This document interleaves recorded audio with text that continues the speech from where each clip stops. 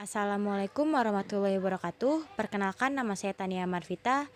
NPM saya 1212020023, kelas akuntansi A dari Universitas Yarsi.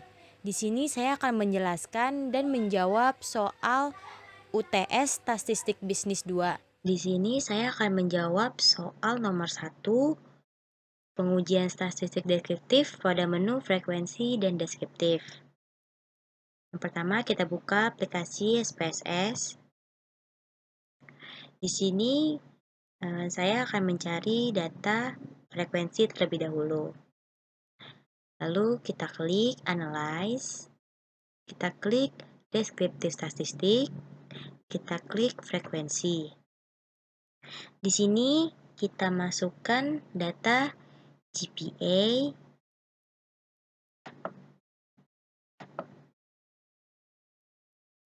final,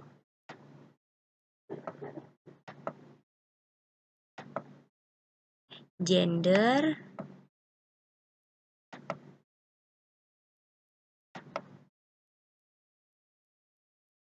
lalu kita klik statistik. Di central tendency kita checklist mean, median, mode. Di percentile values kita klik quartile. Cut points-nya kita isi 10, persentilnya kita klik 10, 20, 30, 40, dan 50. Di deviation-nya kita klik standard deviation, minimum, maksimum, dan variance. Lalu kita klik continue, lalu kita klik OK. Ini hasil data frekuensi. Sebelum saya menjelaskan, saya akan mencari data deskriptif terlebih dahulu. Kita klik Analyze, kita klik Deskriptif Statistik, kita klik Deskriptif, lalu kita masukkan data di variabel yaitu ID, intensity, year in school, dan GPA. Lalu kita klik OK. Dan inilah hasil data frekuensi dan deskriptif. Saya akan menjelaskan data frekuensi. Di sini ada N yang artinya itu jumlah.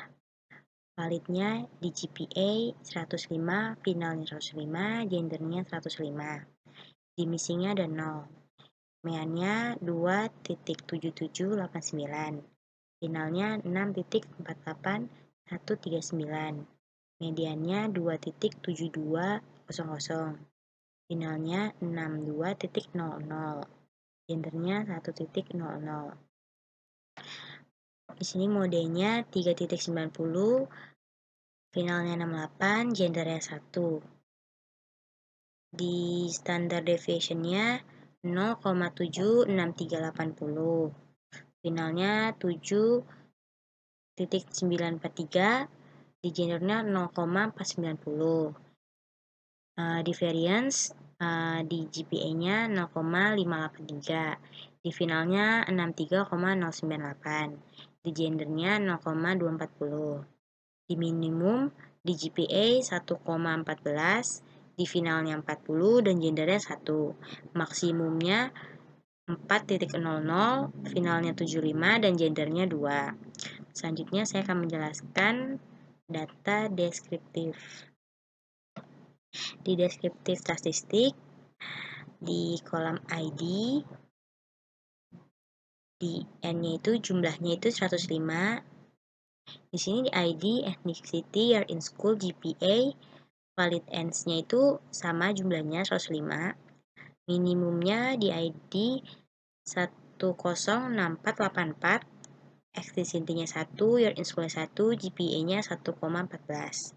Maksimumnya 98808, NCT-nya 5, year in school-nya 4, GPA-nya 4,00. Dimiannya ID-nya 5713666,67. Di HCCT-nya 3,35, year in school-nya 2,94, GPA-nya 2,7789. Standard deviation-nya 277404,129. Ethnicity-nya 1,056, year in school-nya 0,691, GPA-nya 76380. Ini hasil data deskriptif dan statistik. Selanjutnya, saya akan menjawab soal nomor 2 yang A, yaitu data latihan one sample t-test. Sebelumnya, saya akan membacakan soalnya. Contoh kasus, seorang peneliti membuat dugaan yang menyatakan bahwa nilai rata-rata berat badan mahasiswa VPRC angkatan 2019 adalah sama dengan 55 kilo. Penelitian ini bertujuan untuk menguji hipotesis rata-rata berat badan mahasiswa VPRC angkatan 2019. Dalam kasus ini, peneliti memilih melakukan pengambilan data secara random atau acak dengan jumlah mahasiswa VPRC angkatan 2019 yaitu sebanyak 10 orang mahasiswa. Untuk membuktikan perkiraan tersebut, maka dilakukan pengambilan data sebagai berikut. Selanjutnya kita buka aplikasi SPSS. Kita klik variable view. Di kolom desimal kita rubah menjadi 0. Lalu kita klik data view. Kita klik analyze. Klik comparements. Klik one sample t-test. Datanya kita pindahkan ke test variables. Di test values kita ketik 55, lalu kita klik OK. Inilah hasil data one sample t-test. Di sini ada one sample statistik, berat badan N sama dengan jumlah yaitu 10, meannya 59,00, standard deviation-nya 7,379, standard error mean-nya 2,3333. Di sini ada one sample test. Di berat badan T-nya 1,714, deviation-nya 9, signifikannya 0,121, mean difference-nya 4,00, lower-nya minus 1,28, upper-nya 9,28. Di sini karena signifikannya 0,121 lebih besar daripada 0,5, maka HO diterima. Jika T hitung lebih kecil T table atau signifikan lebih besar 0,05, maka HO diterima. Jadi karena di sini signifikannya 0,21 lebih besar 0,05, maka HO-nya diterima. Jadi hipotesis yang digunakan yaitu HO sama dengan rata-rata sama dengan nilai acuan. Selanjutnya saya akan menjawab soal nomor 2 yang B, yaitu data latihan independent t-test. Sebelumnya saya akan membacakan soalnya terlebih dahulu. Contoh kasus, seorang dosen melakukan pengujian hipotesis komparatif untuk mengevaluasi hasil belajar untuk mata kuliah pengantar akuntansi 2 terhadap mahasiswa FEB Universitas Yarsi kelas A dengan kelas B angkatan 2019.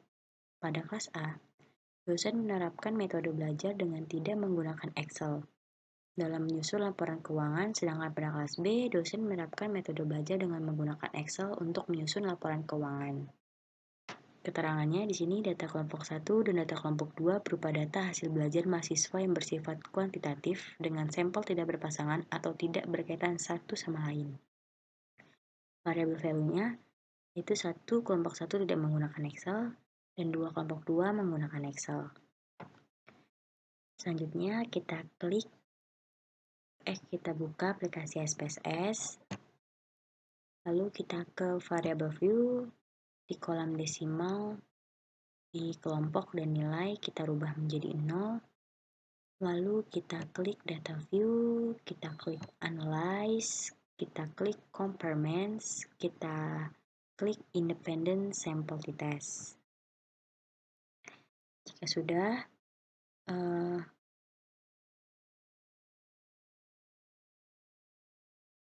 nilai kita masukkan ke tes variabel, kelompok kita masukkan ke grouping variabel. Define grupnya, grup 1 kita ketik 1 yaitu tidak menggunakan Excel, dan grup 2 kita klik 2 yang menggunakan Excel. Selanjutnya kita klik continue, kita klik OK. Inilah hasil data independent t-test. Di sini ada grup statistik, kelompok, nilai 1 dan 2. 1 ini tidak menggunakan Excel dan 2 menggunakan Excel. Di sini ada N jumlahnya yaitu 15 untuk tidak menggunakan Excel dan 15 lagi untuk yang menggunakan Excel. Meannya 1 yaitu 82,27, untuk kelompok 2 yaitu 88,60. Standard deviation-nya kelompok 1 7,658. Standard deviation-nya untuk kelompok 2 6,663.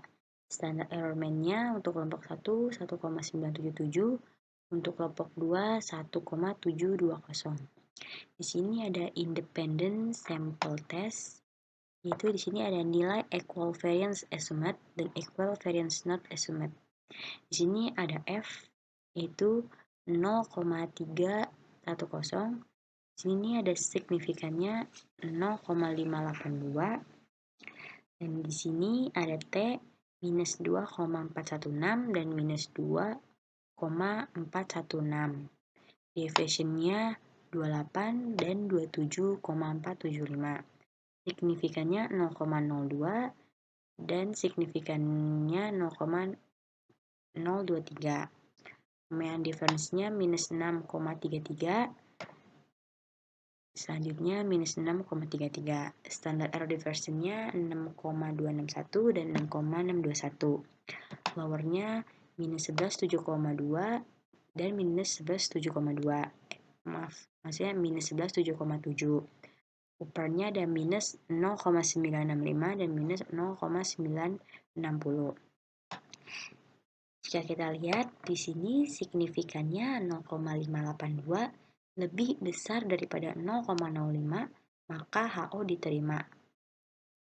Kita lihat di sini di equal variance assume itu signifikannya 0,582 yang berpacu pada equal variance assume.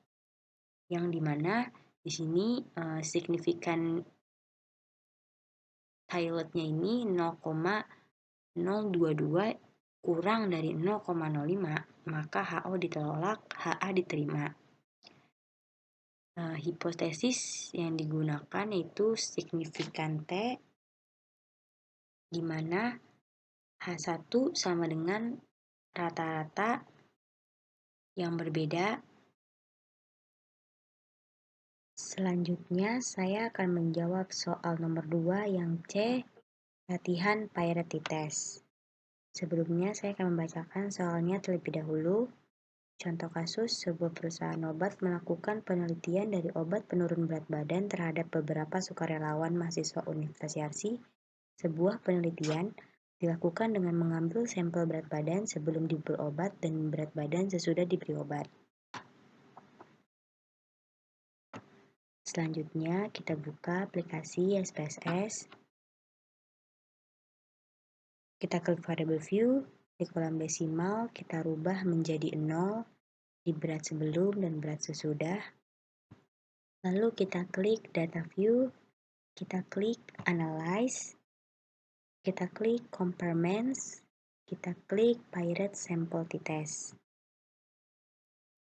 Di kolom variabel 1 di Pirate variable, kita masukkan berat sebelum.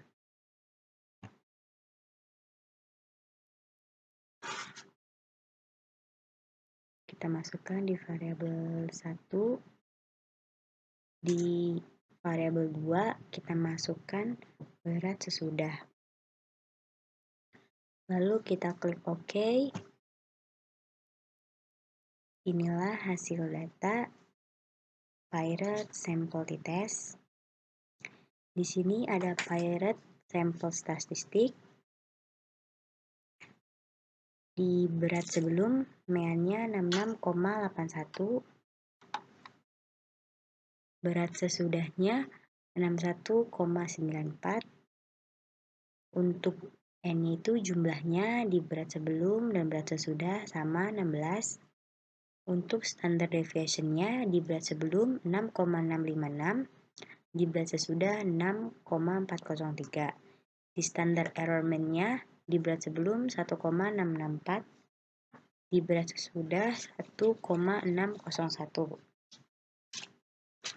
Di Pirate sample correlation, di berat sebelumnya N itu jumlahnya 16, correlation-nya 0,899, signifikannya 0,00. Di sini ada Pirate sample test.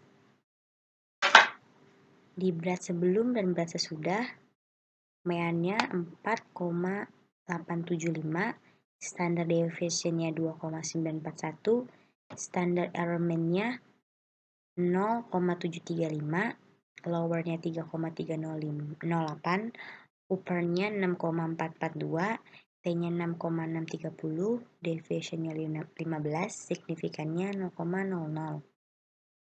Jadi dapat disimpulkan bahwa jika signifikan 0,00 lebih kecil 0,05, maka AO ditolak. Jadi di sini signifikannya 0,00 lebih kecil 0,05, maka HO-nya ditolak dan HA diterima. Dan jadi dapat disimpulkan hipotesis yang digunakan yaitu HA ada perbedaan sebelum dan sesudah menggunakan obat penurun berat badan pada mahasiswa Universitas Yarsi.